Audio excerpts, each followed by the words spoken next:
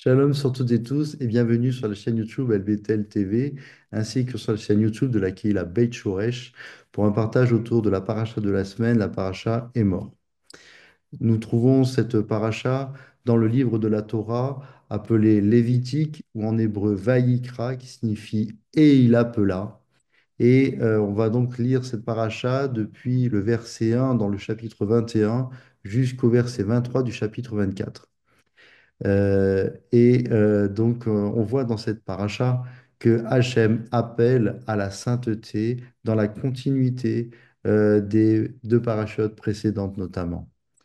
Avant de commencer dans ce partage, je voudrais exprimer toute ma solidarité et mes meilleures pensées et toutes nos prières pour les otages qui sont actuellement encore détenus de manière ignoble par le Hamas.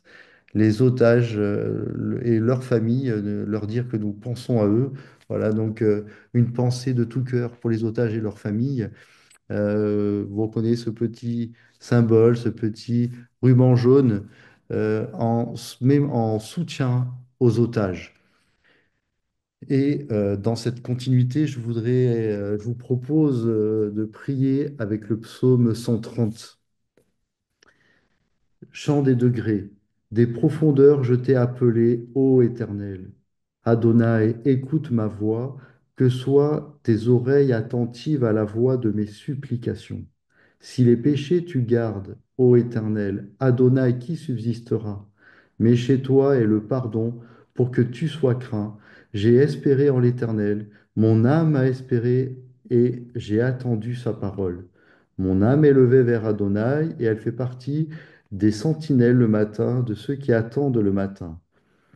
Israël espère en l'Éternel, car en l'Éternel est la bonté, et il y a beaucoup avec lui de délivrance. Et lui, il affranchira Israël de toutes ses fautes. Amen. Baruch Hashem, Matir Asurim, source de bénédiction à l'Éternel qui délivre les prisonniers. Nous louons l'Éternel pour sa fidélité.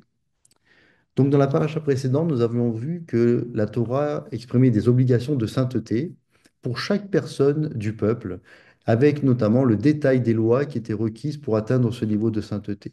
Dans la paracha Emor, la Torah s'adresse davantage aux Kohanim chargés du service divin, que l'on appelle en hébreu l'avodat Hashem, qui sont les Kohanim qui sont tenus de veiller à une sainteté et à une pureté particulière. Cette paracha, dans l'hébreu, commence par les répétitions d'un même verbe. On le voit dans le verset 1, où il est dit, Hachem dit à Moshe, dis aux Kohanim, les fils d'Aaron, et tu leur diras. Dis aux Kohanim, et tu leur diras, qui se dit en hébreu, et mort Martha. Selon le Ramban, cette répétition vient appuyer sur l'importance du commandement que Hachem donne à Moshe. Le Ramban, pardon, suggère que cette insistance de Hachem est liée au fait qu'il nous demande d'agir à l'encontre des fois de nos habitudes les plus ancrées. Et pour celles et ceux qui travaillent actuellement dans ce temps du Homer, qui comptent le Homer et qui travaillent dans leur cœur en ce moment, dans ce temps-là, ils en savent quelque chose, mais ce ne sera pas le thème de ce partage. Alors revenons aux grands thèmes principaux de cette paracha, qui reprend les commandements qui sont donnés aux Kohanim. Des commandements, on dit aussi recommandations. Je vous laisse cheminer sur cette notion-là, recommandation, donc en hébreu mitzvot, qui est un terme profond, équivalent. Pour le Cohen, les infirmités impropres à l'avodat Hashem dans le Mikdash sont aussi énumérées. Et on voit aussi que pour que les animaux soient offerts, il faut qu'ils soient sans défaut. Et donc, dans cette paracha, on voit les défauts qui disqualifient un animal pour l'éligibilité d'être offert à Hashem. Dans cette paracha, il y a également cette notion très importante de l'offrande que l'on apporte à Hashem, ce qu'on appelle aussi en hébreu la trouma. C'est donc la part de la récolte qui est offerte aux Kohanim. Comme nous l'enseignent les rabbins, tous les bienfaits que nous possédons nous sont en fait accordés par l'Éternel pour pouvoir le servir d'un cœur entier, pour pouvoir le servir avec tout ce qu'il nous accorde et lui apporter les meilleurs fruits. Les fêtes de l'Éternel, les saintes convocations sont aussi donc décrites dans cette paracha et je vous invite vraiment à la lire parce que c'est vraiment fondamental. Euh, ces fêtes de l'Éternel qui sont aussi des saintes convocations perpétuelles et ces saintes convocations que l'on dit en hébreu Mikra Kodesh. Et la Torah nous rappelle de nouveau que le Shabbat est la première de ces saintes convocations et que c'est donc très important de l'observer. On voit aussi dans cette paracha le service de la Ménorah et également un épisode dramatique, celui de l'homme qui, au cours d'une querelle avec un Israélite, eh bien, a blasphémé le nom de Hachem et il sera donc mis à mort.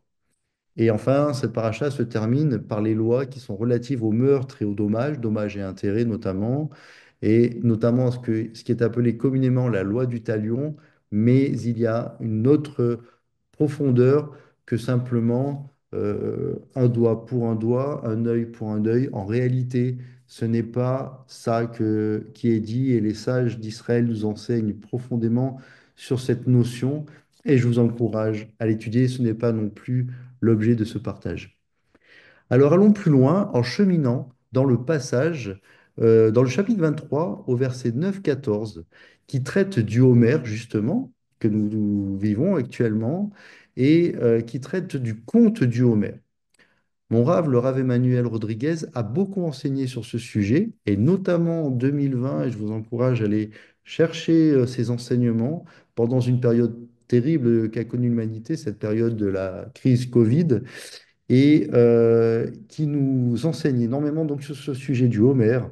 Et je vous invite à écouter et ou à réécouter ces enseignements. Également, merci à mon ami Fred qui chaque jour poste une vidéo courte sur le conte du Homère chaque jour et que vous trouverez aussi sur la chaîne YouTube de la Keila Beit Shoresh. Donc un grand merci à lui et toute ma reconnaissance envers mon Rav, le Rav Emmanuel. Comme le dit mon Rave, le temps du Homère est un temps de cheminement entre notre sortie d'Égypte à Pessah vers Shavuot, où alors nous célébrons la Torah pour la recevoir dans notre cœur. C'est une marche vers la liberté. C'est aussi ce temps du Homère, un temps de remise en question et de travail sur soi. Ce n'est pas du développement personnel, mais un temps de sanctification. Et il y a vraiment un lien avec cette paracha et mort, même si elle s'adresse quelque part au Kohanim, ça nous concerne aussi dans de nombreuses dimensions. Donc ce temps du Homère qui est un temps de remise en question, une transformation, une recherche de transformation. C'est un temps de sanctification, une recherche de la transformation de notre cœur qui passe par, comme le dit notre rêve, renoncer au mal pour avancer dans des chemins de liberté, dans des chemins de vie, de délivrance et de guérison. Et cela passe notamment par ce qu'on appelle en hébreu la teshuva, souvent traduite par repentance, mais ça va plus loin. Ce n'est pas simplement regretter, mais c'est vraiment changer, être transformé dans notre cœur. Et cela se voit, va se voir ou doit se voir dans le quotidien, dans le réel, dans nos relations avec les autres, dans notre vie de tous les jours. Quelque part, la Vodat Hashem touche à tous les domaines de notre vie. Et donc, c'est donc un cheminement dans une recherche d'une réelle transformation dans notre vie pour rechercher une vie de sainteté, sortir de nos mauvaises voies du mal, nous éloigner du mal, pour entrer dans la sainteté des voies de l'Éternel, pour maturer, pour se laisser transformer par lui.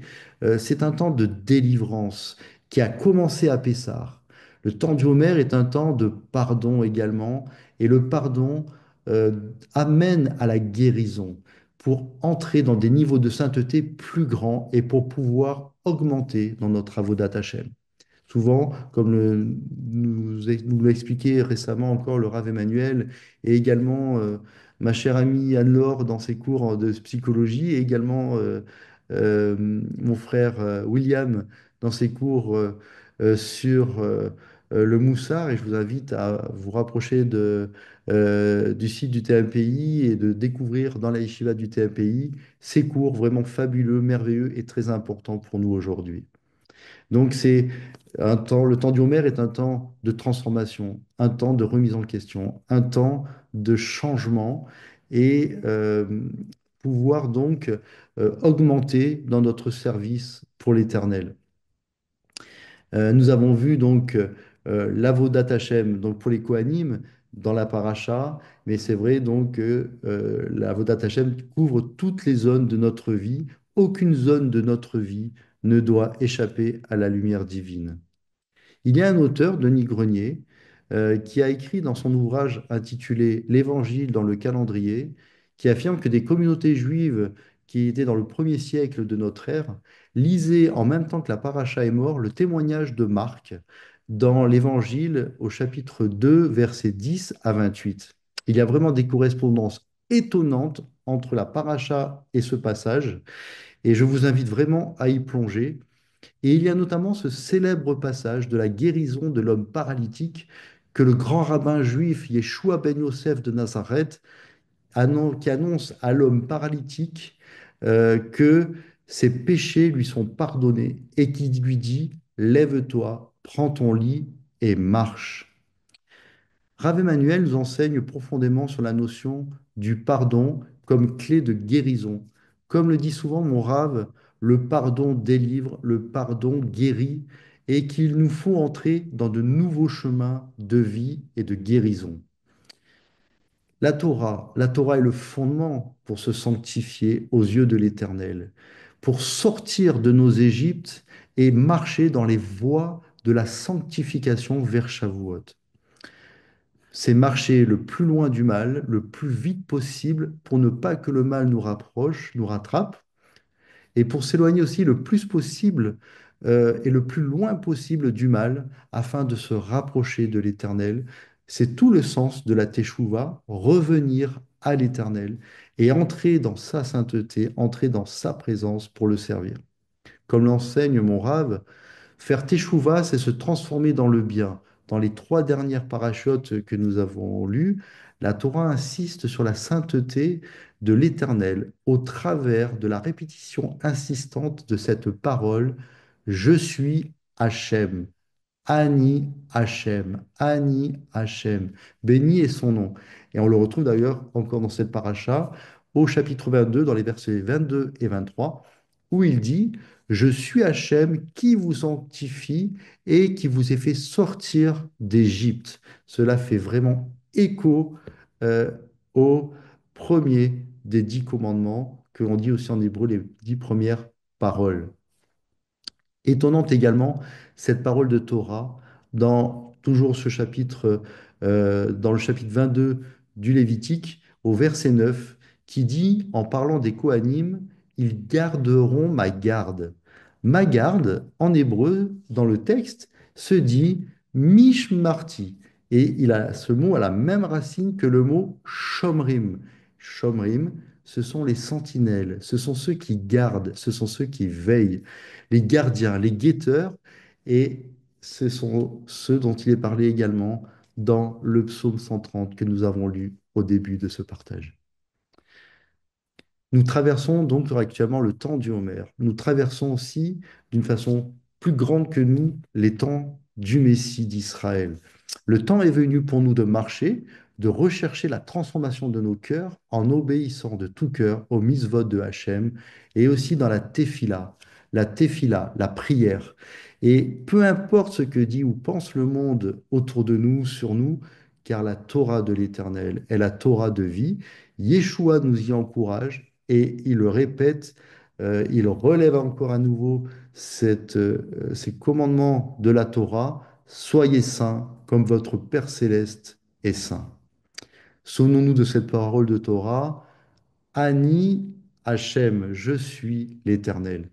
Dans l'amour pour son nom, dans l'amour pour les uns pour les autres, je nous souhaite à toutes et tous que des bonnes nouvelles. Besorot Tovot. Shabbat Shalom